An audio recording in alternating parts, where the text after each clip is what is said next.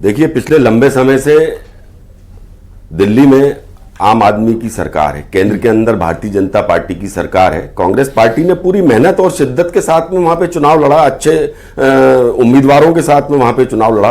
कहां कमी रह गई, निश्चित रूप से इस पे हमारे पार्टी आलाकमान को, हमारे पार्टी के वरिष्ठ नेतृत्व को विचार करने की आवश्यकता है और कांग्रेस पार्टी इसके लिए जरूर निश्चित रूप से आगे बढ़ेगी और आगे बढ़ के इस पे चिंतन मनन करते हुए आने वाले वक्त के लिए, आने वाले समय के लिए, आने वाले अलग अलग प्रदेशों के अंदर जो चुनाव होने हैं उन पे सब पे विचार करते हुए कांग्रेस पार्टी को निश्चित रूप से अपने ऊपर चिंतन मनन करना पड़ेगा और हमारा आलाकमान इस पे विचार निश्चित रूप से कर रहा होगा कि अब जो है आगे किस प्रकार से ऐसे प्रयास किए जाएं, ऐसे जो कहीं ना कहीं जो चूक हो रही है हमसे, जनता की पसंद दिल्ली के अंदर जिस प्रकार से हम नहीं बन पाए, मैं स्वीकार करता हूं उसको, आगे आने वाले चुनाव में हम लोगों की पसंद बन पाए, ये प्रयास कांग्रेस पार्टी करेगी और ऐसी जन हितैषी कार्यों को करते हुए आगे बढ़ना चाहिए। ठीक है, एक बड़ी खबर दे देते हैं। ओखला से बीजेपी 2000 वोटों से आगे है।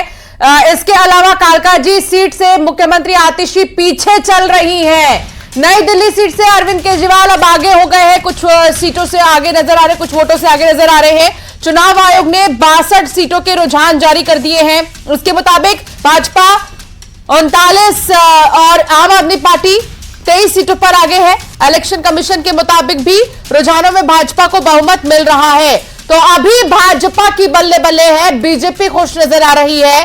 बीजेपी कार्यालय में भी जश्न का माहौल सा नजर आ रहा है। हालांकि आप इससे पहले मुख्यमंत्री डॉक्टर मोहन यादव को देख रहे थे जो कि मिठाई खिलाते हुए नजर आ रहे थे। तो कुछ इस तरह की खुशी और खुशी की लहर आप देखिए बीजेपी के बीच में। और बड़ी खबर यह है कि आतिशी अभी भी पीछे है कालकाजी से। नई दिल्ली सीट से आम आदमी पार्टी के अरविंद केजरीवाल 254 वोट से आगे चल रहे हैं। पहले केजरीवाल पीछे चल रहे थे। कालकाजी सीट से आतिशी अभी भी पीछे चल रही है। जंगपुरा से मनीष सिसोदिया और पटपड़गंज से अवध ओझा आगे चल रहे हैं, पहले ये पीछे चल रहे थे। तो अभी जो रुझान आ रहे हैं उनमें ये जो 3 प्रमुख चेहरे जिनका जिक्र हम कर रहे हैं, अरविंद केजरीवाल, मनीष सिसोदिया और आतिशी, इनमें अब अरविंद केजरीवाल जो है वो 254 वोट से आगे चल रही हैं। अभी और बदलाव होना बाकी है। और एक बड़ी अपडेट अंशिका, जो सबसे बड़ी मैं कहता हूं कि अब तक सबसे बड़ा अपडेट जो है वो मुस्तफाबाद विधानसभा सीट से आ रहा है। इतना बड़ा अंतर अभी तक किसी भी विधानसभा सीट पर नहीं देखने को मिला। 12,000 वोटों के अंतर से मोहन सिंह बिष्ट जो कि भारतीय जनता पार्टी के कैंडिडेट हैं वो आगे चल रहे हैं। मोहन सिंह बिष्ट जो जितना मुझे याद है 5वीं या 6ठी बार दिल्ली का विधानसभा का चुनाव लड़ रहे हैं और 2003, 4 या 5 की विधानसभा चुनाव में पहली बार इन्होंने चुनाव लड़ा था और इस वक्त वो विधानसभा में एक बड़ा जो उलटफेर यहां पर देखने को मिल सकता है, क्योंकि जो गोयल साहब इस बात से शायद आप इत्तेफाक रखेंगे, मैं जिसका भी जिक्र कर रहा था मुस्तफाबाद में, कि 10 मुस्लिम कैंडिडेट और 1 हिंदू कैंडिडेट और एक जो आबादी है वो लगभग 50-50 है। क्या उसका फायदा मिल रहा है जो 12,000 का अंतर आप देख रहे हैं? बिल्कुल निश्चित रूप से लाभ मिल रहा है। और मोहन सिंह बिष्ट को हमने देखा भी था कि किस तरीके से प्रधानमंत्री के पैर छुए उन्होंने स्टेज के ऊपर, फिर प्रधानमंत्री ने पलट के 3 बार उनको प्रणाम किया। तो एक हाईलाइटेड चेहरा है भाजपा का और अच्छे कार्यकर्ता, अच्छे नेता हैं और अपने क्षेत्र में काफी जाने माने उनका नाम है, काफी वो लोगों की सहायता करते हैं। और जो ध्रुवीकरण जो कांग्रेस और आम आदमी पार्टी जो करते थे और उसमें बीच में जब AIMI का जो ओवैसी साहब यहाँ आए और उस तरीके से जो वोट का बंटवारा हो मुस्लिम वोटों का, उसका एज जो है वो स्पष्ट रूप से भाजपा को मिलता हुआ नजर आ रहा है। बिल्कुल, हैदराबादी बिरयानी दिल्ली में पक नहीं पाई और दिल्ली में चांदनी चौक और बल्ली मारान के जायके आम आदमी का रायता फैला गए। बिल्कुल, और ये जो जायका है राजनीति का, देखिए किसका स्वाद बिगाड़ेगा और किसको इस स्वाद का आनंद लेने को मिलेगा। अंशिका, ये एक बहुत बड़ा विषय रहेगा। लेकिन जो अंतर अंशिका हम देख रहे थे, अब तक सीटों पर बहुत कम अंतर रहा, कोई 10 वोट से आगे चल रहा है, फिर 15 वोट से पीछे हो जाता है। लेकिन मुस्तफाबाद सीट पर जो है ये साफ हो गया है कि अंतर ये इतनी जल्दी बदलने वाला नहीं है, क्योंकि अभी कई राउंड की काउंटिंग बाकी है और अभी से मोहन सिंह बिष्ट 12,000 वोटों से आगे चल रहे हैं।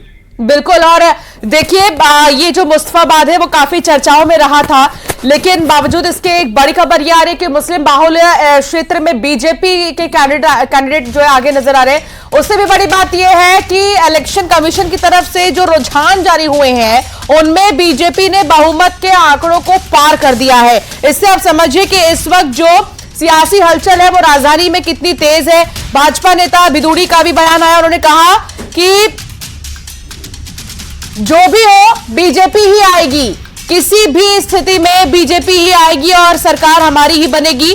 कालका जी से भाजपा कैंडिडेट है रमेश बिदुड़ी, जिनका बयान आया।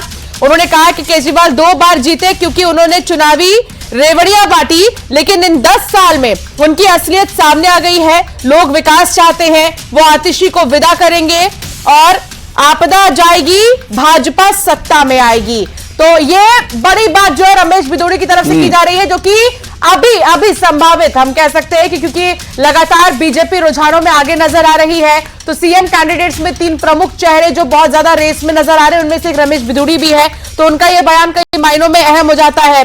वीरेंद्र सचदेवा ने कहा है कि मुख्यमंत्री हाईकमान तय करेगा, जो उनकी चॉइस होगी वही जो है मुख्यमंत्री होगा दिल्ली का। बिल्कुल। और ये लीजिए मिठाइयों की तस्वीरें भी आने लगी हैं, बीजेपी के नेता मिठाई बांट रहे हैं। और एक और अपडेट आ गया, अरविंद केजरीवाल 343 वोटों से आगे हो गए हैं। अब मुस्लिम बाहुल्य इलाकों में भी भारतीय जनता पार्टी अच्छा प्रदर्शन कर रही है। गोयल साहब जो अभी कह रहे थे कि मुस्लिमों का भी बहुत अच्छा समर्थन मिल रहा है, इससे पहले बीजेपी के प्रवक्ता ने भी इस बात का जिक्र किया था कि इस बार दिल्ली में मुस्लिम मतदाताओं ने बीजेपी को सपोर्ट किया है, वोट दिया है। नई दिल्ली सीट की 3 राउंड की काउंटिंग अभी हो गई है और लगभग जो अभी तक जानकारी अपने पास है वो 20 राउंड की काउंटिंग की है कि 20 राउंड की काउंटिंग